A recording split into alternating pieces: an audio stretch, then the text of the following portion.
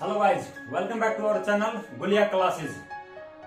आज फिर हम आपके लिए जो है इंग्लिश की वोकैब की क्लास लेके आ रहे हैं। आई होप जो लास्ट क्लासेस थी आपको बहुत पसंद आई होंगी, इसलिए इस सीरीज को हम जो आगे स्टार्ट करते हुए हम स्टार्ट करते हैं आज हमने इडियम और phrases and Oliva branch. Oliva होता है यानी कि एक जैतून का पेड़ जो यानी बहुत सी औषधियों के अंदर प्रयोग किया जाता है, लेकिन इसका यहाँ इससे कोई संबंध नहीं है इस इडियम के अंदर।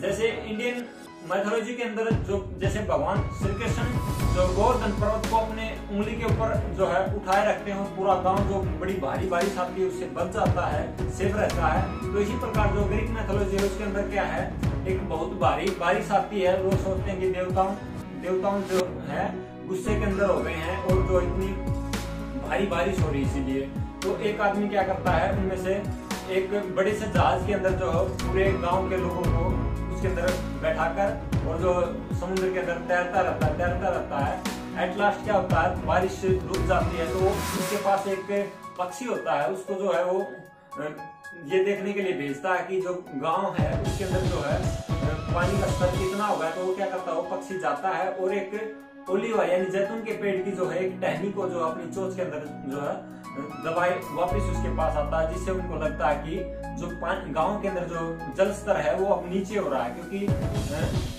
बाढ़ के अंदर इतना पानी भर गया था कि कोई भी यानी कि वहां पर रुक नहीं सकता था, यानी कि जीवन अस्त व्यस्त हो गया था।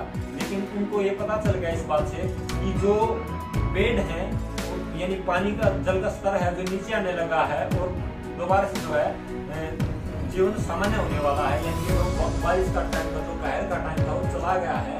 तो इसलिए इसका जो इडियम बन गया और इसका मीनिंग है an offer of reconciliation. Reconciliation होता है यानी कि झगड़े के बाद दोबारा से जो है सुलह हो जाना, सुलह यानी कि जो उनको लग रहा था कि जो हमारे देवता हैं वो नाराज हो गए हैं, इसलिए इतनी भारी बारिश कर रहे हैं।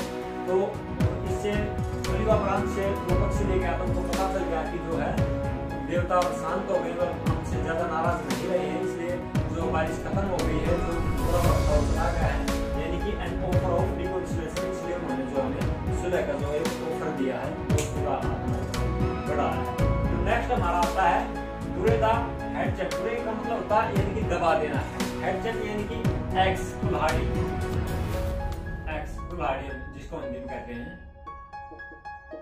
इसका मतलब एंड एक्वायरल एंड बिकम फ्रेंडली, यानी कि किसी झगड़े को खत्म करके दोबारा से जो है फ्रेंडली बन जाना।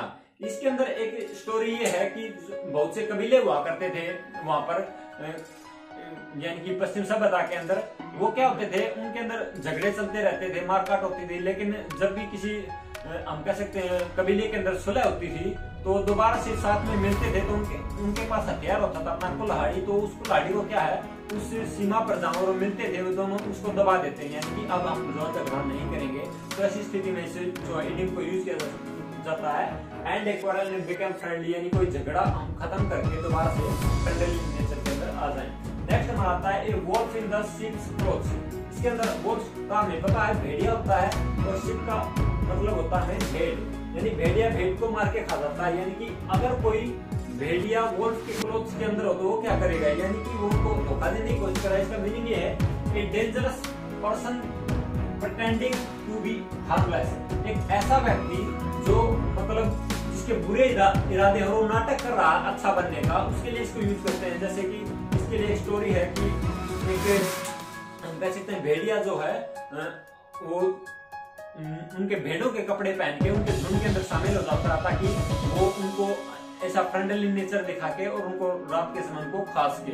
तो इसलिए इडियम बन गया था एक dangerous person pretending to be dangerous. या प्रिटेंडिंग का मतलब है नाटक करना, यानी कि कुछ अलग बनने की कोशिश करना जो नहीं है, यानी एक कोई डेंजरस आदमी हो और वो जो आपका दोस्त बनने का नाटक कर रहा हो, उसके लिए यूज करते हैं और फिटनेस को शिप्स क्लोथिंग। नेक्स्ट हमारा आता है पैंडोराज बॉक्स। इसका मतलब something that creates a lot of new problems that you did not expect.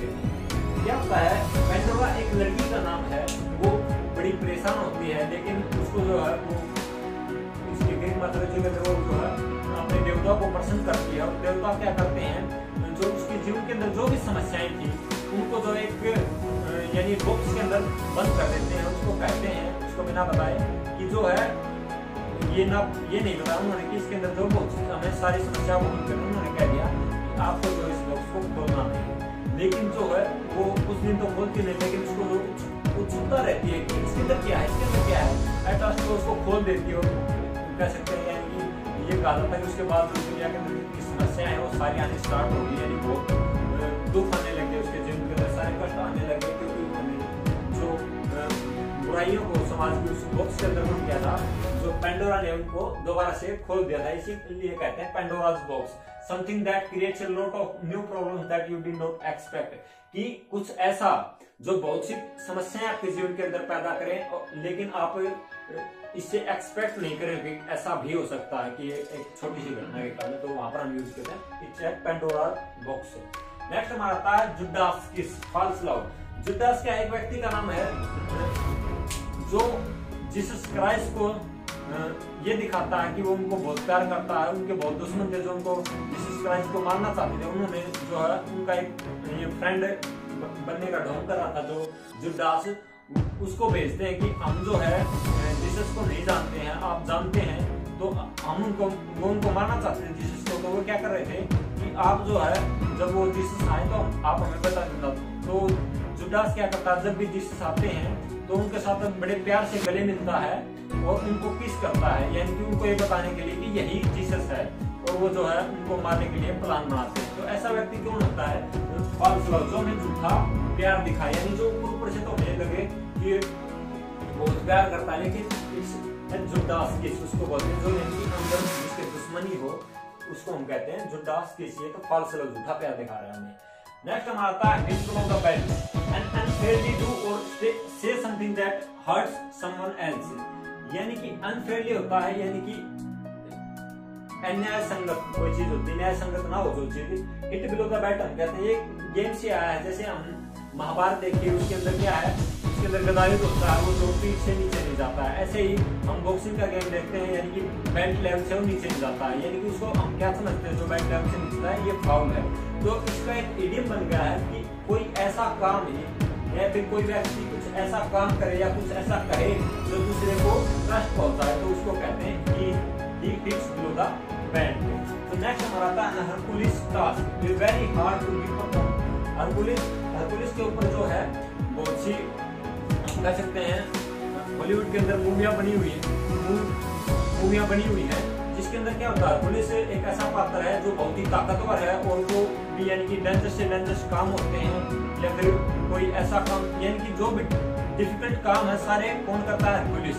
और उसको ऐसी टास्क दी जाती है उसके भाई के द्वारा उसको परेशान करने के लिए, लेकिन वो जो बहुत ही स्ट्रॉन्ग है और सारी जो है अपनी कठिनाई को पार करता जाता है। यानी कि इसलिए ये इडियम बन गया कि Hercules task very hard to perform, कोई ऐसा काम जिसको करना कठिन हो, इसलिए हम कहते हैं इस हरकुलिस टास्क। नेक्स्ट हमारा था keep the ball rolling, to keep an activity going on. Keep the ball rolling जो है अमेरिका के राष्ट्रपति हुए हैं, पूर्व राष्ट्रपति रहे, वो क्या दोबारा से इलेक्शन लड़ रहे थे, तो उनके जो प्रशंसक थे उन्होंने क्या किया, उनकी जो पिछले टेन्योर के दौरान उनके जो काम थे, बड़ी बड़ी उपलब्धियां थी, उनको क्या किया, एक बड़ी सी बॉल के अंदर, जैसे हमने किसी मेले के अंदर जाते तो झूले होते हैं वहां पर और वे झूले घूमते रहते हैं, उन्होंने ऐसा ही किया, उस बड़ी सी गेंद के ऊपर उनकी उपलब्धियां लिख कर बॉल के ऊपर, और उस बॉल को एक झूले की तरह सेट कर दिया, यानी कि उनकी हर कंपेनिंग के अंदर ऐसे लगाया जाता, और जो उनके प्रशंसक थे उसको ऐसे घुमाते रहते हैं, रोलिंग करते रहते हैं, घुमाना उसको, और उससे क्या होता है, धीरे धीरे घुमाते, तो एक के बाद उनकी क्या है, जो भी उपलब्धियां थी वो लोगों को दिखती और उनका जो एडवर्टाइजमेंट हो रहा था।